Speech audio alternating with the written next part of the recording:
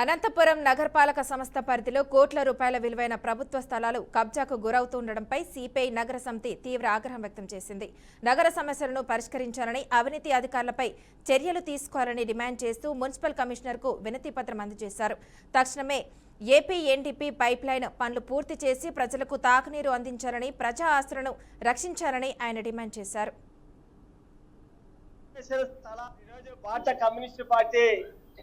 నగర సమితి ఆధ్వర్యంలో మరి కొత్తగా వచ్చినటువంటి మున్సిపల్ కమిషనర్ గారికి అనంతపురం నగరంలో కార్పొరేషన్ స్థలాల కబ్జా విషయం పైన మరి ఆయన దృష్టి తీసుకుపోయాం.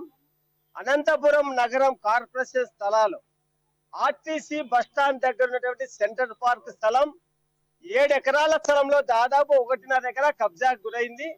మరి ఇప్పుడున్నటువంటి కూటమి ప్రభుత్వం ఎమ్మెల్యే దృష్టికి కూడా దాన్ని తీసుకెళ్లాం. ఈ 20 నెలల కాలంలో ఆర్టీసీ బస్టాండ్ దగ్గర ఉన్నటువంటి సెంట్రల్ పార్క్ స్థలం కబ్జాకు గురవుతానే ఉంది. అక్రమ కట్టడాలు కడతానే ఉన్నారు.